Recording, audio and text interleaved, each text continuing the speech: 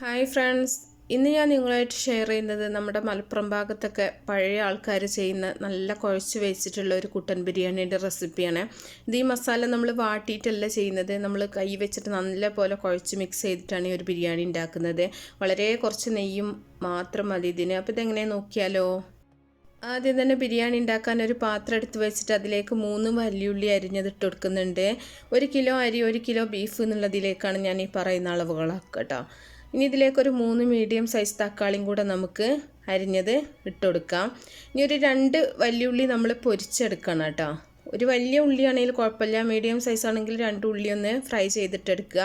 അപ്പോൾ അത് ആവശ്യമുണ്ടെങ്കിൽ മാത്രം ചെയ്താൽ മതി. ഇനി ഇതിലേക്ക് ആവശ്യത്തിനുള്ള പച്ചമുളകും കൂടെ ചേർത്ത് കൊടുക്കുന്നുണ്ട്. എരിവിനനുസരിച്ചിട്ട് എടുക്കുക മുളകൊക്കെ. ഇനി ഒരു പിടി കറിവേപ്പിലയും കൂടെ ചേർക്കുന്നുണ്ട്. കറിവേപ്പില കുറച്ച് കൂടുതലായാലും കുഴപ്പമൊന്നുമില്ല. ഇനി ഒരു 2 ടേബിൾ സ്പൂൺ ഇഞ്ചി വെളുത്തുള്ളി ചതച്ചത് ചേർക്കുന്നുണ്ട്. ഇത്രയും മതി കേട്ടോ. ഇനി ആവശ്യത്തിനുള്ള ഉപ്പ് ചേർക്കുന്നുണ്ട്. കല്ലുപ്പാണ് ഞാൻ ചേർത്തിട്ടുള്ളത്. അപ്പോൾ ഉപ്പ് നമുക്ക് വേണമെങ്കിൽ ലാസ്റ്റ് ചേർത്ത് കൊടുക്കാം.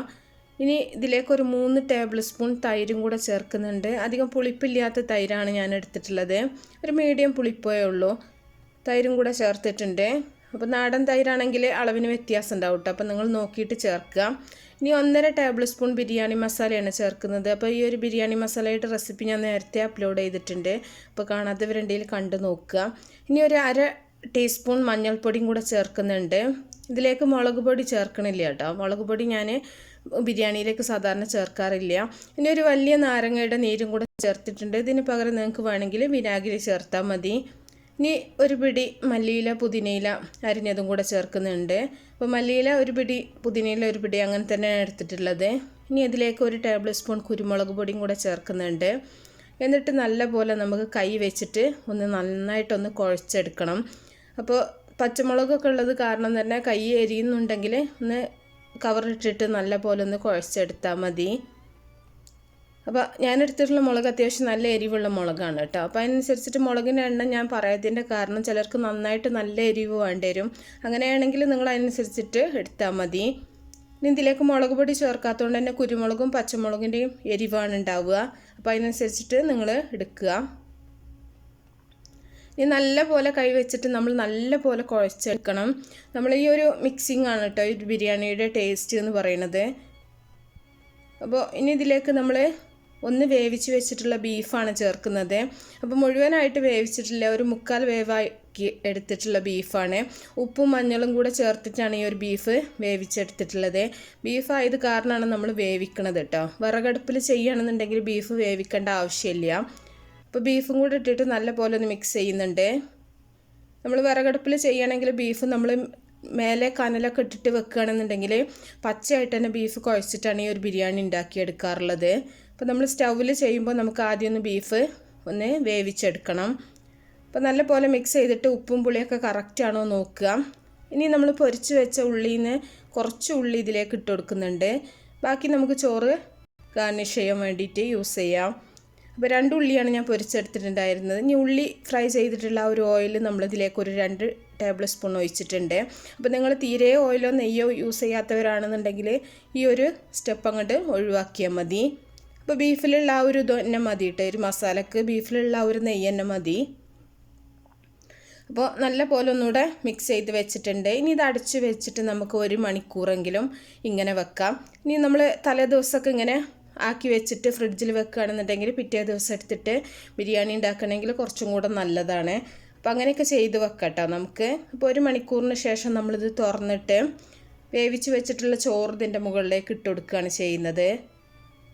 സാധാരണ നമ്മൾ ബിരിയാണിയിലേക്ക് തിളപ്പിച്ച് ഊറ്റിയെടുത്തിട്ടുള്ള ചോറാണ് ഇത്. നിങ്ങൾ കൈമാരിയിൽ ചെയ്യുക, അല്ലെങ്കിൽ നിങ്ങൾക്ക് ബസ്മതി റൈസിലോ ഏത് റൈസിൽ വേണമെങ്കിലും അത് നമ്മുടെ ഇഷ്ടത്തിനനുസരിച്ചിട്ട് എടുക്കുക.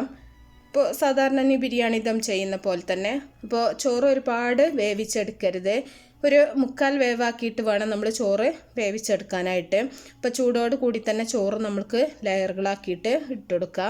സാധാരണ ബിരിയാണി ദം ചെയ്യുന്ന പോലെ തന്നെ ഒരു ലെയർ ഇട്ടതിന് ശേഷം നമ്മൾ ഫ്രൈ ചെയ്ത് വെച്ചിട്ടുള്ളത് ഉള്ളി, അതുപോലെ മല്ലിയില പുതിനയില ഗരം മസാല ഒക്കെ നമ്മൾ സാധാരണ ചെയ്യുന്ന പോലെ തന്നെ ഇട്ട് കൊടുത്താൽ മതി. പ്രത്യേകിച്ചൊന്നുമില്ല. ചിക്കനിൽ ഈ ഒരു ബിരിയാണി ഞാൻ നേരത്തെ കാണിച്ചിട്ടുണ്ടായിരുന്നു. ചിക്കനെ നമ്മൾ വേവിക്കാണ്ടാണ് ചെയ്യുക. ബ്രോയിലർ ചിക്കൻ ആയതുകൊണ്ട് തന്നെ ഇങ്ങനെ ദം ചെയ്യുമ്പോൾ തന്നെ ചിക്കൻ നന്നായിട്ട് വേവും. ഇനി ആവശ്യത്തിന് കുറച്ച് ഗരം മസാലയും കൂടെ ഒന്ന് സ്പ്രെഡ് ചെയ്യുന്നുണ്ട്. അപ്പോൾ ഈ ഒരു രീതിയിൽ വെക്കുകയാണെങ്കിൽ സാധാരണ നമ്മൾ വാട്ടി വെക്കുന്ന ടേസ്റ്റ് അല്ല കേട്ടോ, ഒരു പ്രത്യേക ടേസ്റ്റാണ്. അപ്പോൾ നിങ്ങൾ ഒരു പ്രാവശ്യമെങ്കിലും ഇതുപോലൊക്കെ ഒന്ന് ചെയ്ത് നോക്കുക. അപ്പോൾ കുറച്ച് ഫ്രൈ ചെയ്തിട്ടുള്ള എല്ലാം ഇട്ടതിന് ശേഷം വീണ്ടും നമ്മൾ ചോറ് ഇട്ട് കൊടുക്കുന്നുണ്ട്. ഇത് സാധാരണ നമുക്കിതുപോലെ ജീരകശാലൻ്റെ ചോറിൽ വെക്കുകയാണെങ്കിലാണ് കുറച്ചും കൂടെ നല്ല ടേസ്റ്റ് കേട്ടോ. ബസ്മതിയിൽ ചെയ്യുകയാണെങ്കിലും കുഴപ്പമൊന്നുമില്ല, അതൊക്കെ ഓരോരുത്തർ ഇഷ്ടം പോലെ ചെയ്യാം. ഇപ്പോൾ സാധാരണ നമ്മൾ ഓരോ ലെയറും ഇതുപോലെ തന്നെ ചെയ്യുക. കുറച്ച് ക്യാരറ്റും കൂടെ ഇട്ട് കൊടുക്കുന്നുണ്ട്. ക്യാരറ്റൊക്കെ നിങ്ങൾക്ക് ഇഷ്ടമാണെന്നുണ്ടെങ്കിൽ മാത്രം ചേർത്ത് കൊടുത്താൽ മതി, ഇല്ലയെന്നുണ്ടെങ്കിൽ ക്യാരറ്റ് വേണം നിർബന്ധമൊന്നുമില്ല. ഇപ്പോൾ കാണാനും കഴിക്കാനും ഒക്കെ കുറച്ചും കൂടെ നല്ലതാണ്. അപ്പോൾ ബാക്കി നമ്മൾ ഈ ഉള്ളി ഫ്രൈ ചെയ്തിട്ടുള്ളത് തന്നെയാണ് നമ്മൾ ഇതിൻ്റെ മുകളിൽ ഒഴിച്ചു കൊടുത്തിട്ടുള്ളത്. ഉള്ളി ഫ്രൈ ചെയ്തിട്ടുള്ളത് ഓയിലും നെയ്യും കൂടെ മിക്സ് ചെയ്തിട്ടാണ്. അപ്പോൾ കുറച്ച് മഞ്ഞൾപ്പൊടി ഒന്ന് ഇട്ട് കൊടുക്കുന്നുണ്ട്, ചെറുതായിട്ടൊരു മഞ്ഞ കളറിന് വേണ്ടിയിട്ടാണ്. ഇനി നമുക്കിത് മൈദ വെച്ചിട്ട് നന്നായിട്ട് ഇതിൻ്റെ സൈഡൊക്കെ ഒന്ന് ഒട്ടിച്ചു കൊടുക്കുക. സാധാരണ മൈദ പച്ചവെള്ളം ചേർത്തിട്ട് കുഴച്ചെടുത്തിട്ടുള്ളതാണ്, ദം ചെയ്യാൻ വേണ്ടിയിട്ടാണ്. അപ്പോൾ ഇതിൻ്റെ ഒരു സ്റ്റീമൊന്നും പുറത്ത് പോവാണ്ട് നല്ല പോലെ തന്നെ നമുക്കിതിൻ്റെ ആ ഒരു സ്മെല്ലും എല്ലാം ഈ ഒരു ചോറ് തന്നെ ഉണ്ടാവും. ഇതുപോലെ നിങ്ങൾ മൈദ വെച്ചിട്ട് ഒട്ടിക്കുകയാണെന്നുണ്ടെങ്കിൽ ചിലർ അലൂമിനിയം ഫോയിൽ വെച്ചിട്ട് കവർ ചെയ്യാറുണ്ട്. അപ്പോൾ അത്ര ഹെൽത്തി ആയിട്ടുള്ള കാര്യമല്ല, അതുകൊണ്ട് തന്നെ ഇതുപോലെ ചെയ്താൽ മതി. അലൂമിനിയം ഫോയിലിൻ്റെ ആവശ്യമൊന്നുമില്ല. ഇനി അടച്ച് വെച്ചിട്ട് ആ ലിഡിൻ്റെ ആ ഒരു ഹോൾ ഉണ്ടല്ലോ അതും കൂടെ അടച്ച് വെക്കുക. ഒരു 10 മിനിറ്റ് നമ്മൾ ഒരു കുറച്ച് തീയിൽ കൂട്ടി വെച്ചിട്ട് പിന്നെ ഒരു 15 മിനിറ്റ് പറ്റ തീ കുറച്ച് വെച്ചിട്ട് വേണം ദം ചെയ്തെടുക്കാനായിട്ട്. ഇപ്പോൾ ഒരു 10 മിനിറ്റ് തീ കൂട്ടി വെക്കുമ്പോൾ തന്നെ നല്ല തിളക്കുന്ന സൗണ്ട് കേൾക്കും കേട്ടോ. നമ്മുടെ ആ ഒരു ഇറച്ചി തിളക്കുന്ന ആ ഒരു സൗണ്ട് കേട്ട് ആ ഒരു ഇതായി വരുന്ന സമയത്ത് നമുക്ക് തീ കുറച്ച് വെച്ചിട്ട് ഒരു 15 മിനിറ്റും കൂടെ ദം ചെയ്തെടുത്താൽ മതി. ഇനി ആ മാവൊക്കെ നന്നായിട്ട് തന്നെ വെന്തിട്ടുണ്ടാവും കേട്ടോ. ആ ഒരു സമയത്താണ് നമ്മൾ ചോറ് റെഡി ആയിട്ടുണ്ട് എന്നുള്ളത് മനസ്സിലാക്കുക.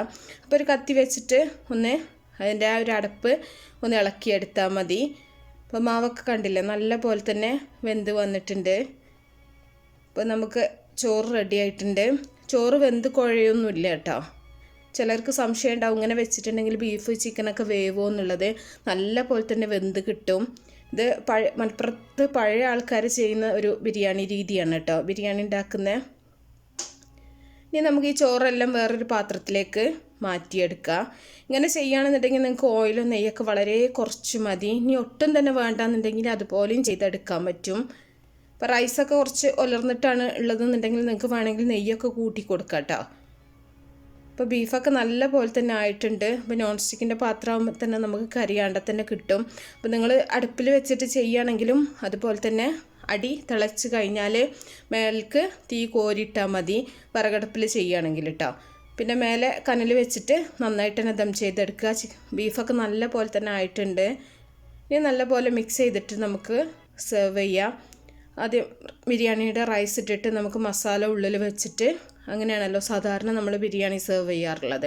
അതേപോലെ തന്നെ ചെയ്യുക. അപ്പോൾ എല്ലാവരും ഉണ്ടാക്കി നോക്കുക, നിങ്ങളുടെ ഫീഡ്ബാക്കൊക്കെ അറിയിക്കുക. അപ്പോൾ ഇഷ്ടപ്പെട്ടാൽ ലൈക്ക് ചെയ്യുക, ഷെയർ ചെയ്യുക. അപ്പോൾ നല്ല നല്ല റെസിപ്പികളൊക്കെ ആയിട്ട് ഇൻഷാ അല്ലാഹ് അടുത്തൊരു വീഡിയോയിൽ കാണാം. ഓക്കേ.